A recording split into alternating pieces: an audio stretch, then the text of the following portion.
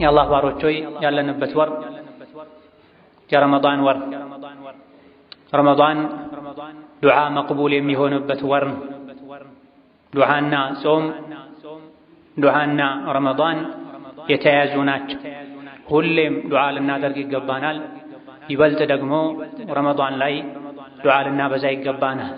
ሁላችንም ወንዱም ሴቱ በድሎት በምቾት የሚኖረውም ችግር ውስጥ ያለውም ዱዓ በእኛና በአላህ መሃል ያለ ገመድ ነው።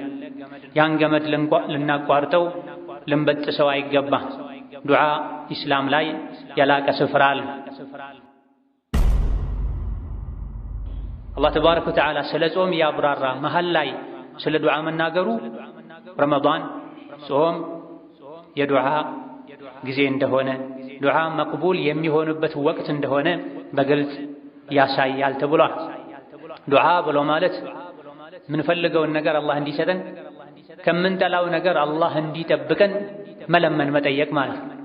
ዱንያ ላይ ያለው በሙሉ ይሄ ያስፈልገዋል። እንደዚሁ ዱዓን አላህ ይወደዋል። ዱዓ ማድረግን መለመንን አላህ ይወዳል። የሰው ልጅ ስትጠይቀው ይቆጣሃል፣ ይጠላሃል። አላህ ደግሞ እሱን መለመን ስታቆም ይቆጣሃል። የሰው ልጅ ስትጠይቀው ፊቱን ያዞርብሃል፣ በሩን ይዘጋብሃል። አላህ ስትጠይቀው በሩን ይከፍትልሃል። ስለዚህ ስትጠይቀው የሚቆጣን በር የሚዘጋብህን ትተህ ስላልጠየቀው የሚቆጣውን ወደሱ ስትዞር ፊቱን የሚያዞርልህን ናም ይልህን አላህን ጠይቅ ተብሏል። ስለዚህ አላህ ዱዓ ይወዳል። ዱዓ ማዘውተር፣ ዱዓ ማብዛት አላህ የሚወደውን ነገር ማድረግ የአላህን ውዴታ ማግኛ መንገድ ነው። ነብዩ ሰለላሁ ዐለይሂ ወሰለም ለልጅ ልጃቸው ለሐሰን ኢብኑ ዓሊ የቁኑት ዱዓ አስተምረዋል።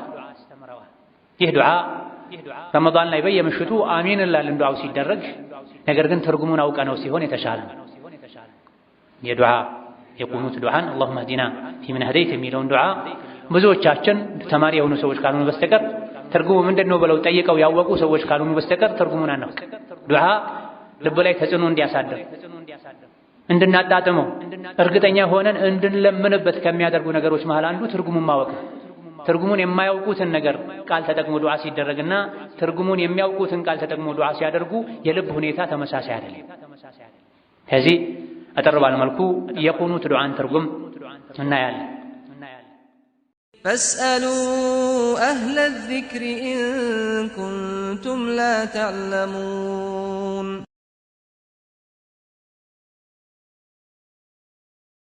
ቢስሚላሂ ራሕማኒ ራሒም። የአላህ ባሮች ሆይ አላህ ያዛችሁን በመታዘዝ የከለከላችሁን በመከልከል ሁሌም በሁሉም ነገር ላይ በሁሉም ቦታ ላይ የሚገባውን ፍራቻ ፍሩት። ለአኺራ ስንቅ ያዙ። ከስንቆች ሁሉ በላጭ ስንቅ አላህን ተባረከ ወተዓላ መፍራት ነው። የቅያም ቀን የሚድኑት ዛሬ ዱንያ ላይ አላህን የፈሩ ሰዎች ብቻ ናቸው። የአላህን ፊት የሚያዩት ጀነትን የሚታደሉት ዛሬ ዱንያ ላይ በሁሉም ነገር ሁሌም በሁሉም ቦታ ላይ ጌታቸውን የፈሩ ያዘዛቸውን የታዘዙ የከለከላቸውን የተከለከሉ ሰዎች ናቸው። ዛሬ ዱንያ ላይ አላህን ያልፈራና እንደሻው የሆነ አኺራ ላይ መውጫ የሌለው ጭንቅና መከራ ውስጥ ይኖራል። ዛሬ ግን አላህን የፈራ ባሪያዬን ሁለቴ አላስፈራራውም አላጨናንቀውም ባለው መሰረት አላህ ተባረከ ወተዓላ እዚህ አላህን ከፈራን አኺራ ሰላም እንሆናለን። የአላህ ባሮች ሆይ ያለንበት ወር የረመዳን ወር ረመዳን ዱዓ መቅቡል የሚሆንበት ወር ነው። ዱዓና ጾም ዱዓና ረመዳን የተያያዙ ናቸው። ሁሌም ዱዓ ልናደርግ ይገባናል። ይበልጥ ደግሞ ረመዳን ላይ ዱዓ ልናበዛ ይገባናል። ሁላችንም ወንዱም ሴቱ በድሎት በምቾት የሚኖረውም ችግር ውስጥ ያለውም ዱዓ በእኛና በአላህ መሃል ያለ ገመድ ነው። ያን ገመድ ልናቋርጠው ልንበጥሰው አይገባም። ዱዓ ኢስላም ላይ የላቀ ስፍራ አለ። ጥቅሙም ሰፊ ነው። በዱዓ ነው የሚያስፈልገንን ምንመኘውን ማግኘት ምንችለው። በዱዓ ነው የምንፈራውን የምንሰጋውን መዳን የምንችለው። በዱዓ ነው የዲን የዱንያ ጉዳይ የሚሳካው። የዱንያ የአኺራ ጉዳይ የሚሳካው በዱዓ ነው። ከሰው ልጆች ሁሉ ሰነፍ ደካማ ሰው ማለት ዱዓ ማድረግ ያቃተው ሰው ነው ተብሏል። ከሰው ልጆች ሁሉ ደካማ ሰነፍ ሰው ማለት እጁን አንስቶ ጌታውን መለመን ያቃተው ሰው ነው ተብሏል። እነሆ ረመዳን መልካም የዱዓ አጋጣሚ ነው። ወደ አላህ ተባረከ ወተዓላ በዱዓ አማካኝነት መቃረብ እንችላለን። ጾመኛ ስንሆን ደግሞ ይበልጥ ወደ አላህ መቃረብ እንችላለን። ዱዓ የሚደረገው ጉዳይ ሲኖር ብቻ አይደለም። እንደዚሁ ወደ አላህ ለመቃረብ ብቻ ተብሎ ዱዓ ይደረጋል። ዱዓ ሁለት አይነት ነው። የዒባዳ ዱዓ አለ፣ የሓጃ መለመኛ ዱዓ አለ። ብዙ ጊዜ ሰዎች ዱዓ ትዝ የሚላቸው ሲጨነቁን፣ ሲጠበቡን፣ አቅም ሲያንሳቸውን። አላህን በእንዲህ አይነት ሁኔታ ላይ ብቻ አይደለም ማስታወስ ያለብን። ሁሌም አላህን ማወደስ፣ አላህን ማጥራት፣ መለመን። ሁሉ ነገር ተሟልቶልን ቢሆን እንኳ ዝም ብለን አላህን መጠየቅ ዒባዳ ነው፣ ወደ አላህ መቃረቢያ ነው። ከጃይ መሆንን ከአላህ ፈላጊ መሆንን ማሳወቂያ ነው። ለዚህ ነው መን ለም የስአልላህ የግደብ ዐለይህ የተባለ። አላህን ማይለምን አላህ ይቆጣዋል ተብሏል። ምክንያቱም ከአላህ የመብቃቃት ምልክት ነው። እጁን አንስቶ ተናንሶ አላህን መለመን ማቆም አላህን አልፈልግህም ራሴን ችዬ መኖር ነኝ ካንተ የተብቃቃሁ ነኝ ማለት ስለሚሆን አላህን ማይለምን አላህ ይቆጣዋል ተብሏል። ያለንን እንዲጠብቅልን አላህን መለመን ያስፈልጋል። የጎደለንን እንዲሞላልን አላህን መለመን ያስፈልጋል። በዱንያም በአኼራም መልካምን ነገር እንዲሰጠን ከመጥፎ ነገር እንዲጠብቀን አላህን መለመን ያስፈልጋል። ለዚህም ነው ከዱዓዎች ሁሉ ምርጥ ዱዓ ዘውትር ነቢይም ዓለይሂ ሰላቱ ወሰላም ያደርጉት የነበረው ዱዓ ረበና አቲና ፊ ዱንያ ሐሰነህ ወፊል አኺረቲ ሐሰነህ ወቂና ዐዛበን ናር የሆነው። አላህ ሆይ ዱንያም ላይ መልካም ነገር ስጠን፣ ኢማን ስጠን፣ ያንተን ፍላጎት የምናውቅበትን እውቀት ስጠን፣ ደጋግ ልጆችን ስጠን፣ መልካም የትዳር አጋር ስጠን፣ ኸይር የምንሰራበት ሀብት ስጠን ማለት ነው። በዱንያ መልካም ነገር ስጠን ማለት መልካምን ሁሉ የሚያካትት፣ በአኺራም መልካም ነገር ስጠን ማለት ጀነትን ስጠን ማለት፣ ያንተን ፊት ከሚያዩት አድርገን ማለት። ወቂና ዐዛበን ናር አኺራ ላይ ከሚያስፈሩ ነገሮች ሁሉ እዚህ ዱንያ ላይ ሆኖን ከሚያሳስቡ ነገሮች ሁሉ ከባዱ የጀሃነም ቅጣት ነው፣ የአኺራ እሳት ነውና ዱንያ መልካሙን አኺራ መልካሙን ከመስጠትህ ጋር ለኛ ከሳትህ ጠብቀን፣ አኺራ እሳት ጠብቀን ብለን ዱዓ ማድረጋችን ነቢዩ ዓለይሂ ሰላቱ ወሰላም የጠየቁትን ትልቅ ነገር መጠየቅ ነው። ከጃዮች መሆናችንንም ማሳወቅ ነው። ጾምና ዱዓ፣ ረመዳንና ዱዓ ጥብቅ ቁርኝት አላቸው። ለዚህም ነው አላህ ተባረከ ወተዓላ በሱረቱ አልበቀራ አንቀጾች ውስጥ የጾም ህግጋትን እያብራራ ሳለ አላህ ተባረከ ወተዓላ የተወሰኑ የጾም ህግጋትን ከዘረዘረ በኋላ መሃል ላይ ባሮቼ ስለኔ ከጠየቁ እኔ ቅርብ ነኝ፣ የተጣሪን ጥሪ እሰማለሁ፣ የጠየቁትን እሰጣለሁ፣ እነሱ በእኔ ይመኑ እንጂ ማድረግ እንደምችል እርግጠኛ ይሁኑ እንጂ ለእኔ ታዛዦች ይሁኑ እንጂ ባሮቼ ስለኔ ከጠየቁ ሩቅ እንዳይሄዱ እኔ ቅርብ ነኝ ብሏል። ከዛ ደግሞ መለስ ብሎ የጾም ህግጋትን ማብራራቱን ቀጥሏል። አላህ ተባረከ ወተዓላ ስለ ጾም ያብራራ መሃል ላይ ስለ ዱዓ መናገሩ ረመዳን ጾም የዱዓ ጊዜ እንደሆነ ዱዓ መቅቡል የሚሆንበት ወቅት እንደሆነ በግልጽ ያሳያል ተብሏል። ዱዓ ብሎ ማለት ምንፈልገውን ነገር አላህ እንዲሰጠን ከምንጠላው ነገር አላህ እንዲጠብቀን መለመን መጠየቅ ማለት ነው። ዱንያ ላይ ያለ በሙሉ ይሄ ያስፈልገዋል። ዱዓ ብሎ ማለት አላህን የሚፈልጉትን የሚመኙትን የሚወዱትን ስጠኝ ብሎ መጠየቅ፣ የሚጠሉትን የሚፈሩትን ነገር ደግሞ ከሱ ጠብቀኝ ብሎ መለመን ማለት ነው። ዱንያ ላይ ያለ በሙሉ ይሄ ያስፈልገዋል። ሁሉ ነገር የተሟላለትም አላህ የሰጠውን ሙሉ ኒዕማውን ጸጋውን እንዲጠብቅለት አላህን መጠየቅ አለበት። ዱንያው እንኳ ቢሟላለት ቢስተካከልለት አኼራው ገና ነው፣ አኼራን አስተካክልልኝ ብሎ መለመን አለበት። ብዙ ችግሮች ያሉበት ሰው ከችግር አውጣኝ ከባሰው ጠብቀኝ ብሎ አላህን መለመን አለበት። ዱንያ ላይ ያለ በጥቅሉ ሁለት አይነት ሰው፣ በችግር በስቃይ የሚኖር ለሱም ዱዓ ያስፈልገዋል፣ በድሎት የሚኖር ለሱም ዱዓ ያስፈልገዋል።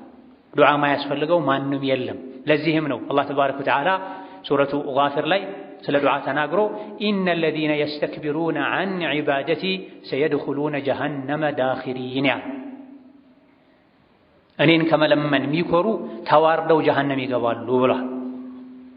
ብዙ ጊዜ ሰዎች መለመን ዱዓ ማድረግ የሚያቆሙት ወይም ሁሉ ነገር አለኝ ብለው ነው፣ ወይም ደግሞ ተስፋ ቆርጠው አላህ አያደርግልኝም ብለው። ኢነሁ ላ የይአሱ ሚን ረውሒላሂ ኢለል ቀውሙል ካፊሩን ተብሏል። ከአላህ ረሕመት ችሮታ ስጦታ ተስፋ አይቆርጥም ካፍር የሆነ ሰው እንጂ ተብሏል። ስለዚህ ሞልቶለት አያስፈልገኝም ብሎ ዱዓ ያቆመ ኩራተኛ ነው፣ ከአላህ ተብቃቅቷል፣ አላህን ንቋል። ብዙ ችግሮች ያሉበት ከመሆኑ ጋር ደግሞ ዱዓ የማያደርግ ሰው ተስፋ ቆርጧል ማለት። ከአላህ ረሕመት ተስፋ መቁረጥ ደግሞ ከእስላም ያወጣል። አላህ ለጠየቀ ሁሉ እንደሚሰጥ ነግሯል። ጸባይ ማስተካከል ብቻ ነው፣ መሰበር ብቻ ነው ከኛ የሚጠበቀው። ዱዓ የራስን ደካማነት የአላህን ሀያልነት ሙሉነት ማሳያና ማንጸባረቂያ ነው። ለዚህም ነው አዱዓኡ ሁወል ዒባዳ የተባለ። ዱዓ ዒባዳ ነው አሉ ነቢ ሰለላሁ ዐለይሂ ወሰለም።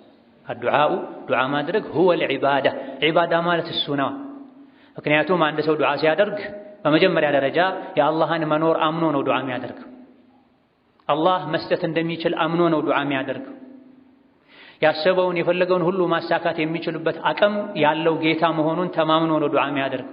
የእሱን ደካማነት ያለ አላህ እርዳታ መኖር እንደማይችል አምኖ ነው ዱዓ የሚያደርገው። ኢማን ማለት ተውሂድ ማለት ይሄ ነው። ለዚህ ነው ዱዓ ማለት ዒባዳ ነው የተባለ፣ የዒባዳ አስኳል ነው የተባለ። ዱዓን ማቆም በአላህ መኖር አለማመን ነው፣ ወይም አላህ ሁሉ ነገር አያደርግም ማለት ነው፣ ወይም ተስፋ መቁረጥ።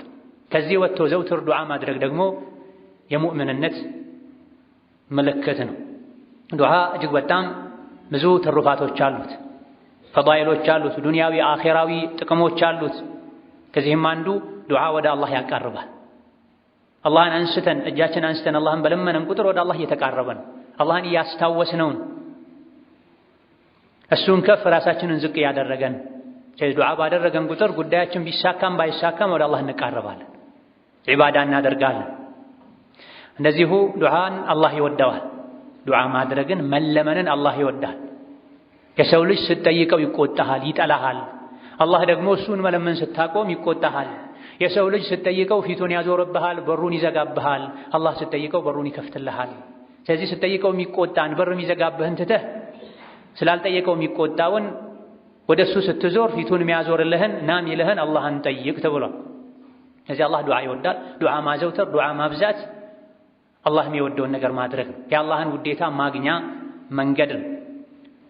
ሌላው ዱዓ በራሱ ዒባዳ ነው። ቅድም አብራርተናል። ሶላት ሰግደን አጅር እንደምናገኘው፣ ጾመን አጅር እንደምናገኘው፣ እጃችን አንስተን ቤተኛውም ሰዓት ቤተኛውም ጊዜ አላህን መለመን። የሰው ልጅ ሓጃው ብዙን የዱንያ አኼራ ሓጃ አለበት፣ አያልቅም። ምን ሓጃ ቢጠፋ ምንም ሓጃ ቢጠፋ ኢስላም ላይ አኑረህ እስላም ላይ ግደለኝ፣ ኻቲማዬን አሳምርልኝ፣ ጀነት ስጠኝ፣ ከጀሃነም አድነኝ። ይሄ መቼም የማያልቅ ሓጃ ነው። ከዱንያ እስካልወጣን ድረስ ጀነትን በአይናችን እስካላየን ምድሯን በእግራችን እስካልረገጠን ድረስ መቼም ማንተማመንበት ተሳክቷል ብለን ማንተው ሓጃ ነው። ስለዚህ ዘውትር ዱዓ ማድረግ በራሱ ዒባዳ ነው፣ አጅር የሚያሰጥ ነው፣ ደረጃን ከፍ የሚያደርግ ነው። ወከዛሊክ በዱዓ ሓጃዎች ይወጣሉ፣ ጉዳዮች ይሳካሉ። የሰው ልጆች በሙሉ አይሆንም ያሉት ነገር በዱዓ ይሆናል። የሰው ልጆች ሁሉ ተስፋ የቆረጡበት ጉዳይ በዱዓ ይሳካል። ነቢዩላህ ዩኑስ ዓለይሂ ሰላም ከሀገራቸው ወጥተው በመርከብ የተጓዙ ሳለ መርከብ ሞልቶ ሰው ይቀነስ ተብሎ በተደጋጋሚ ዕጣ ተጥሎ ዕጣ እሳቸው ላይ ወጥቶ ባህር ላይ ሲጣሉ አሳውጧቸው። አንዳንድ የታሪክ አዋቂዎች እንደሚሉት እሳቸውን ያዋጣውን አሳ ደግሞ ከሱ የሚበልጥ አሳውጦታል። ድርብርብ ጨለማ ውስጥ ሆነው አላህን ጠርተዋል፣ ተጣርተዋል። ፈናዳ ፊ ዙሉማቲ በድርብርብ ጨለማ ውስጥ ሆኖ ዩኑስ ተጣራ። አላ ኢላሃ ኢላ አንት፣ ጌታዬ ሆይ ከጭንቅ መገላገል የሚችል አምላክ ካንተ ውጪ ማንም የለም፣ እኔ ራሴን በድያለሁ፣ አድነኝ አሉ። ፈስተጀብና ለሁ፣ እሺ ያልነው። ወነጀይናሁ ሚነል ገም፣ ከጭንቀትም አወጣነው፣ አዳነው። ሁሉንም አማኝ እንደሱ ተናንሶ እርግጠኛ ሆኖ ከለመነ እናድናለን ይላል አላህ ተባረከ ወተዓላ። አሳውጦት እሱን ያዋጣውን አሳ ሌላ አሳውጦት ባህር ውስጥ ተጥሎ ሰምጦ ማን ነው ተርፋለሁ ብሎ የሚያስበው? በዱዓ ግን መዳን ይቻላል፣ መትረፍ ይቻላል። ይሄ ለዩኑስ ብቻ አይደለም። ለዚህም ነው ያንቀጹ መጨረሻ ላይ ወከዛሊከ ኑንጂል ሙእሚኒን የተባለ። ልክ ዩኑስን እንዳዳነው ሁሉ ሙእሚኖችን ሁሉ እናድናለን ይላል። ያን ኢማን ከታደሉ እርግጠኛ ሆነው አላህን ተባረከ ወተዓላ ከለመኑ። ስለዚህ ሙእምን ተስፋ መቁረጥ የለበትም። የሰው ልጆች በሙሉ አይቻልም ያሉት ነገር በዱዓ ይቻላል። ኢማም አሕመድ ሌሎችም በዘገቡት ሐዲስ እንደተነገረው ቀደርን አይመልስም ዱዓ እንጂ ሁሉ ተብሏል። ዱዓና ቀደር ሰማይ ላይ ይታገላሉ፣ የበለጠው ያሸንፋል ተብሎ ዱዓችን ጠንካራ ከሆነ ብዙ ከሆነ ቀደርን የመመለስ አቅም አለው። ከሰማይ ይመጣ የነበረውን ቀደር ይመልሳል ተብሎ ላ የሩዱል ቀደረ ኢለ ዱዓ ቀደርን አይመልስም ዱዓ እንጂ ተብሎ ከእጅ አጣጥፎ ቁጭ ብሎ ተስፋ መቁረጥ ሳይሆን ምንም ከበባድ ጉዳዮች ውስጥ ችግሮች ውስጥ ብንሆንም በዱዓ ይፈታል ብለን ጎርፍ የወሰደው ያለ ሰው የሚያደርገውን አይነት ዱዓ ልናደርግ ይገባናል ለሁሉም አይነት ጉዳይ። በተለይ ደግሞ ሰሐር ላይ ሊነጋጋ ሲል ከፈጅር በፊት ሌሊት 8 ሰዓት 9 ሰዓት 10 ሰዓት የሚደረግ ዱዓ አይመለስም።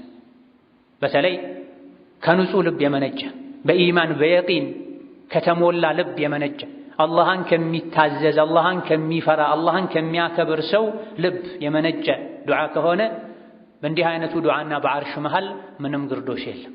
ማረፊያው ዓርሽ ነው፣ አላህ ዘንድ ነው። ውጤቱ ወደ መሬት ይወርዳል። ነገር ግን ሙእሚን መሆን አላህን መፍራት የሚበሉትን የሚጠጡትን ማጽዳት ማጥራት ያስፈልጋል። ወከዛሊክ ጾመኛ ተኮኖ የሚለመን ዱዓም ተመላሽ አይሆንም። አስሓብ ሱነን በዘገቡት ሐዲስ እንደተነገረው ነቢያችን ዓለይሂ ሰላቱ ወሰላም የሶስት ሰዎች ዱዓ አይመለስም አሉ። ከዚህ አንዱ ወሷኢሙ ሐታ ዩፍጢር ጾመኛም ዱዓው አይመለስም እስኪያፈጥር ድረስ። ጾመኛ ዱዓው አይመለስም እስኪያፈጥር ድረስ። ስሑር ተበልቶ ፈጅር አዳን ብሎ ጾም ከተጀመረበት ሰዓት ጀምሮ የመግሪብ አዳን እስኪወጣ ድረስ ፀሐይ እስክትጠልቅ ድረስ ያለው ጊዜ ሁሉ ለጾመኛ የዱዓ ሰዓት ነው።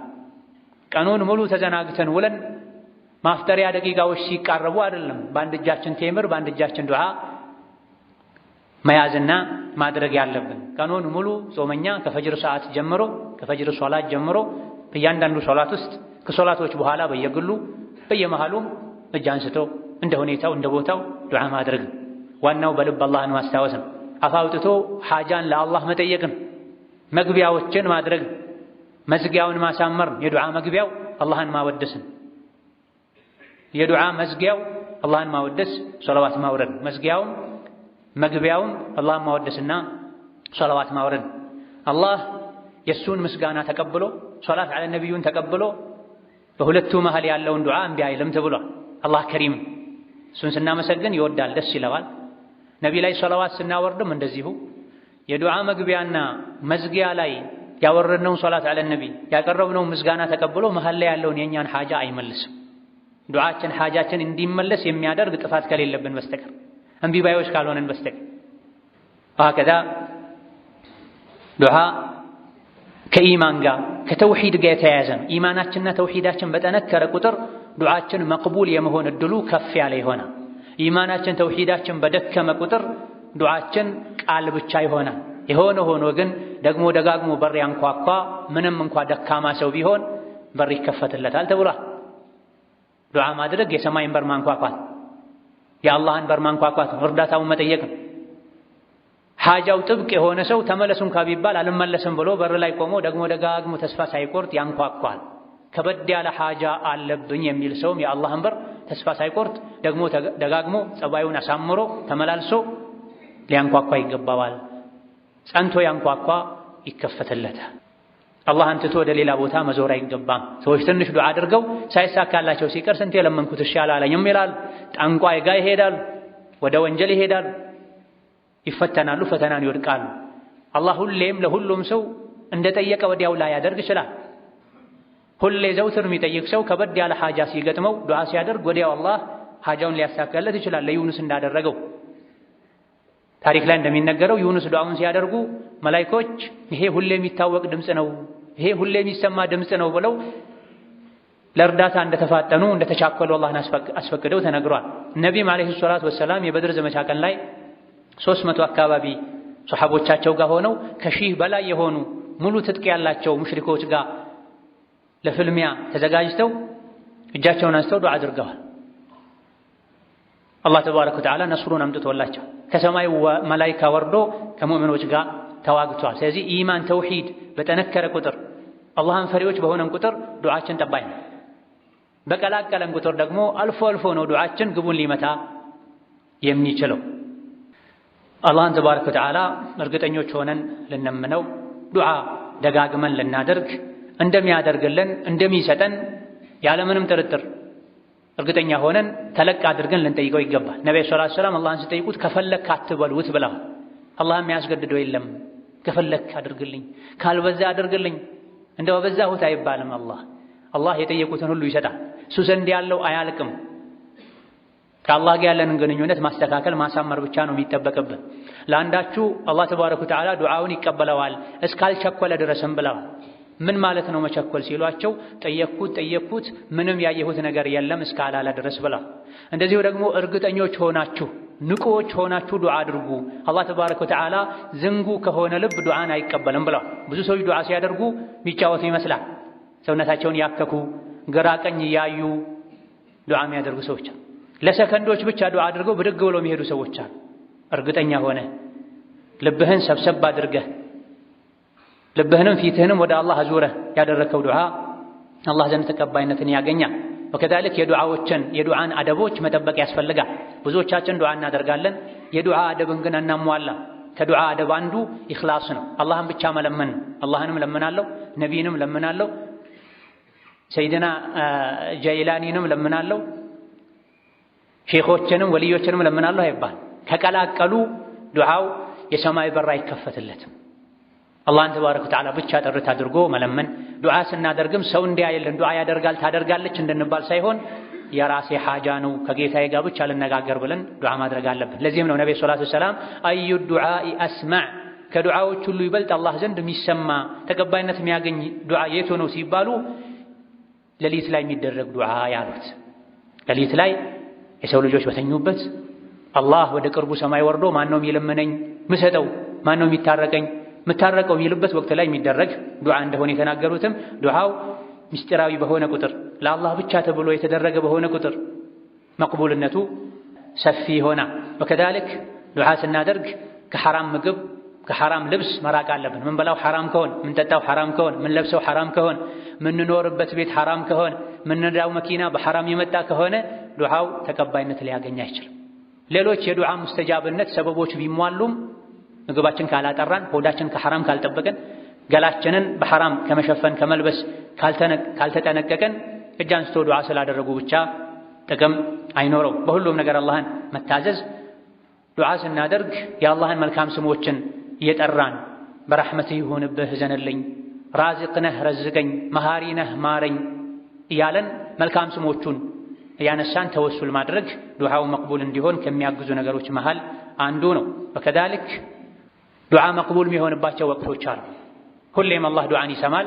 ይበልጥ ደግሞ ዱዓ ተቀባይነት የሚያገኝባቸው ተቀባይ የሚሆንባቸው ወቅቶች አሉ።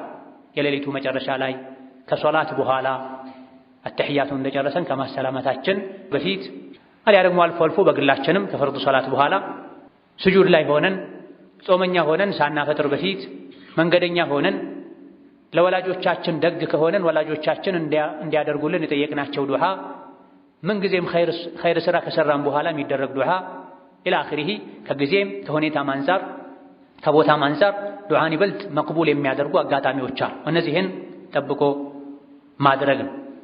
ያለንበት ወር የረመዳን ወር የዱዓ ወር ነው። የገፍላ ወር፣ የእንቅልፍ ወር፣ የጫወታ ወር፣ የፊልምና መሰል ነገሮች ከዒባዳ የሚያርቁ ነገሮች ወር ልናደርገው አይገባም።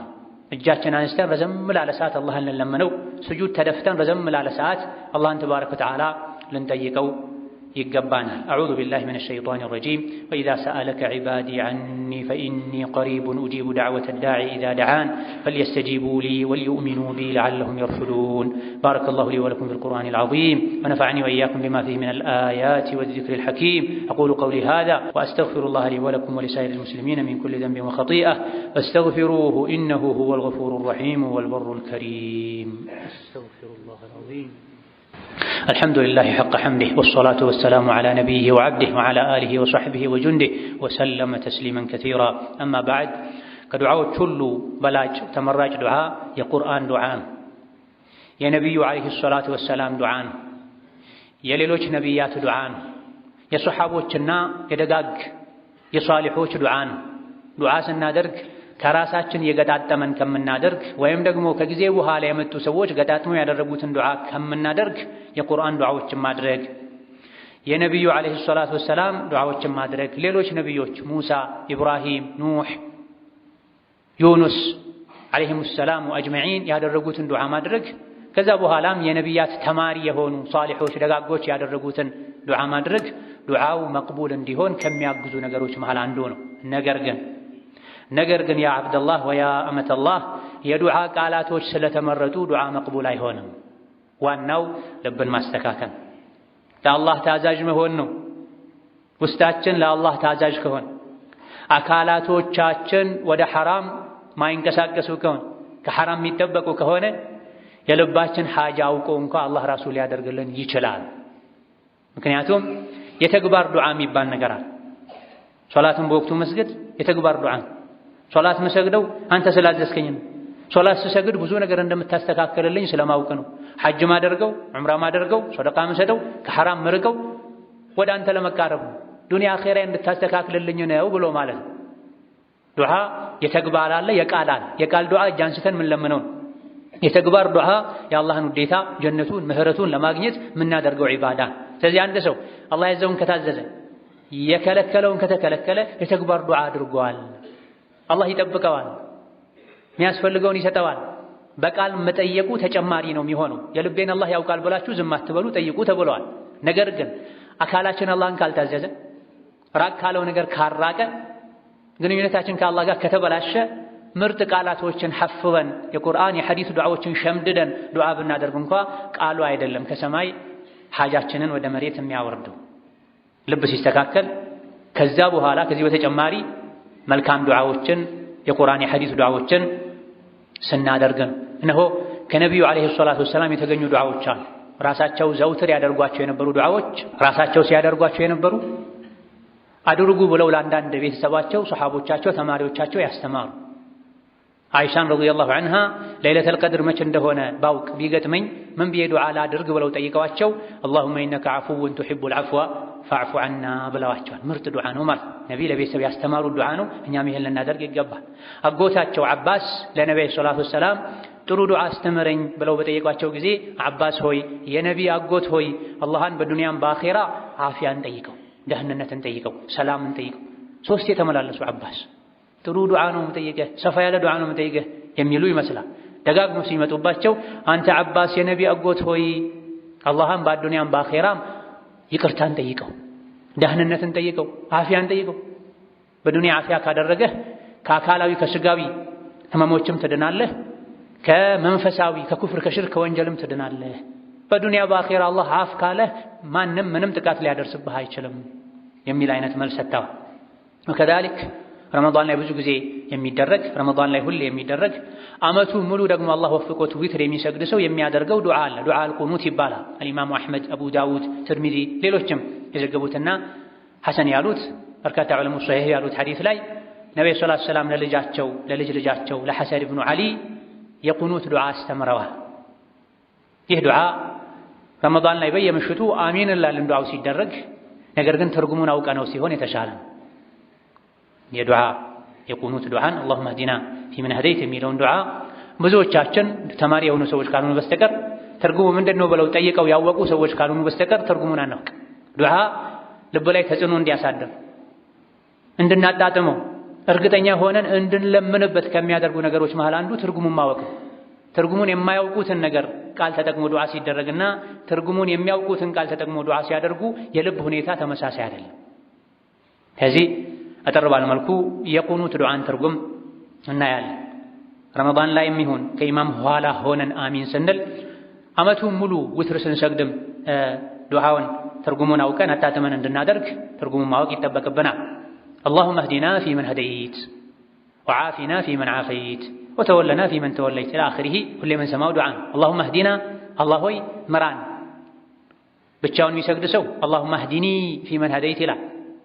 በጀማዓ የሚሰግድ ኢማም ሆኖ የሚያሰግድ ሰው ለሁሉም እንዲሆን አላሁመ ህዲና ይላል። አላህ ሆይ ምራን ማለት። ኢማሙ ዱዓ ሲያደርግ ማእሙሞች አሚን ሲሉ ጥቅሙ የጋራቸው ይሆናል። ለሁሉም አላህ ተባረከ ወተዓላ ሓጃቸውን ያሳካል። ብዙ ሰዎች በግል ዱዓ ማድረግ አይችሉም። የተፈቀዱ የጋራ ዱዓ የሚደረግባቸው አጋጣሚዎችን ሲያገኙ ደስ ያላቸው ልባቸውን ሰብስበው ከልባቸው አሚን ሊሉ ይገባል። ብዙ ሐጃ ያለበት ከመሆኑ ጋር ዱዓ ማይችል ሰዋል በራሱ ቋንቋ እንኳን ዱዓ ማድረግ ማይገራለት ሰዋል አፉ የሚተሳሰር ሰዋል ምን እንደሚጠይቅ ማያውቅ ሰዋል። ስለዚህ ከነብዩ አለይሂ ሰላቱ ሰላም የተገኙ አዋቂ በሆኑ ሰዎች አንደበት የሚደረጉ የተፈቀዱ የጋራ የዱዓ አጋጣሚዎችን ስናገኝ የኔ ሐጃም ጭምር እዚህ ውስጥ ይገባል ብለን ከልባችን አሚን ልንል ይገባናል። ከዚህ ለብቻው የሚሰግድ ሰው አላሁመ ህዲኒ ይላል።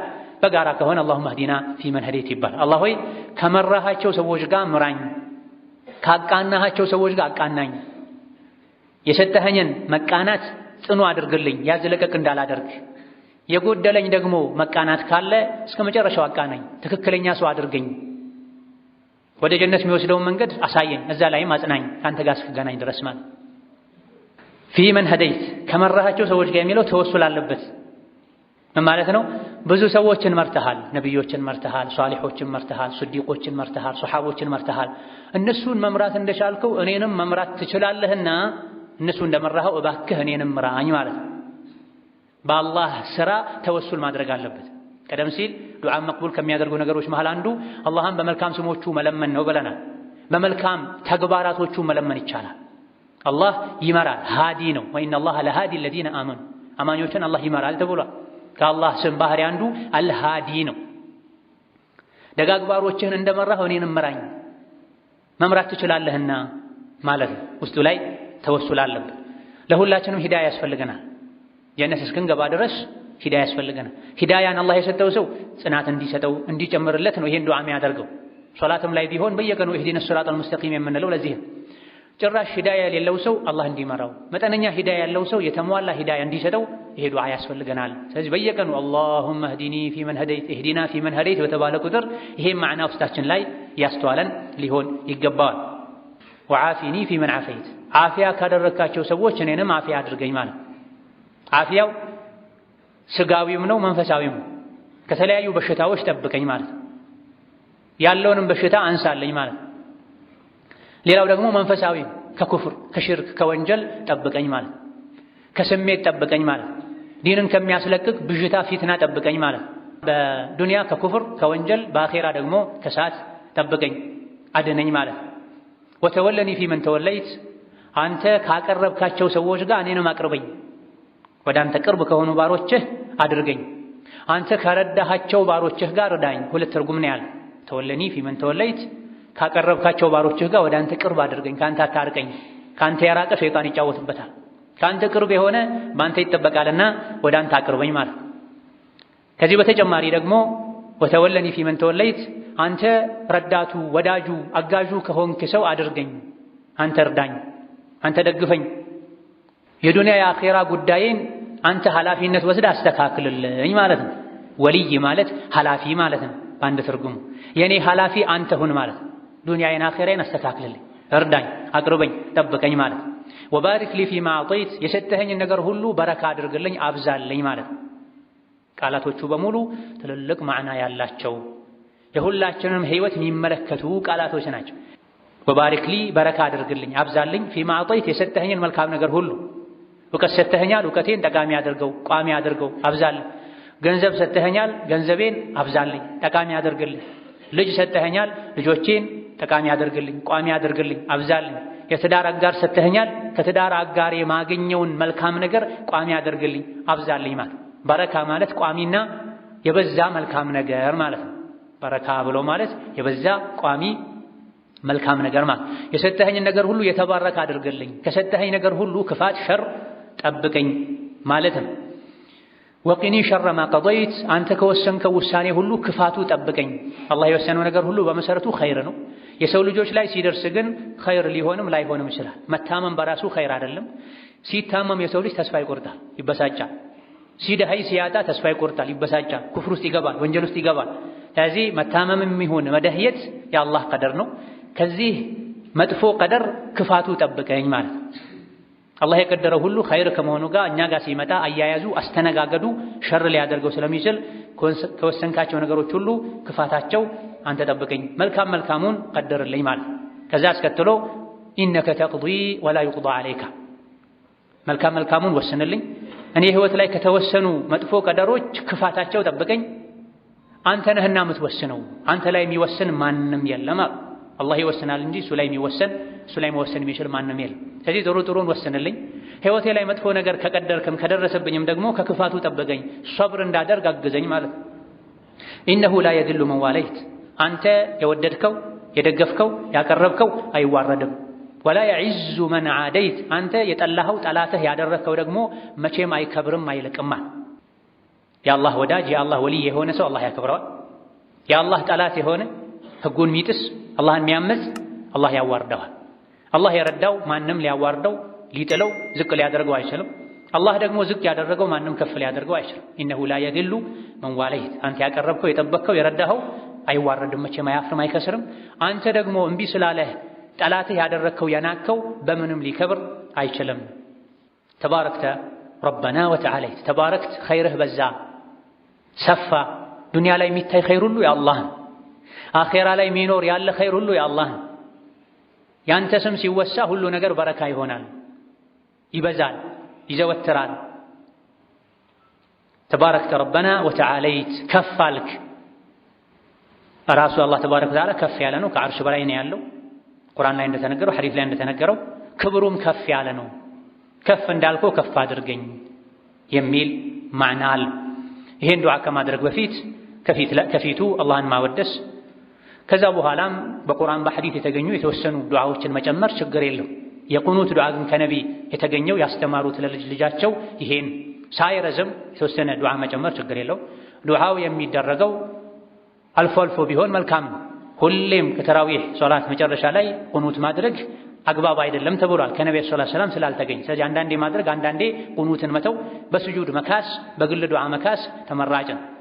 የቁኑቱን ዱዓ አንዳንዴ ከሩኩዕ በፊት አንዳንዴ ከሩኩዕ በኋላ ማድረግም እንደዚሁ ተወዳጅ ነው። በተለያዩ ሐዲሶች ተነግሯል። ቁኑት ዱዓ ሲደረግ በዜማ መልኩ ባይሆን የተሻለ ነው። አላህን ስናናግረው በዜማ ቁርአን እንደምንቀራው በቁርአን ድምፅ እየሳበን መድ ያደረገን ያዜመን ባይሆን መልካም። ተናንሶ ዝቅ ብሎ በኖርማል ድምፅ አላህን ተባረከ ወተዓላ መለመኑ ተመራጭ ነው። ዱዓ በጣም ረዝሞ ሰዎች እንዲቸገሩ ማድረግም አግባብ አይደለም። የቁኑት ዱዓ አሁን ያብራራ ነው። ኢማም አሕመድ ተጠይቀው ሱረቱል ኢንሺቃቅ የሚቀራበት ያክል ዱዓ ቢደረግ መልካም ነው ብሏል።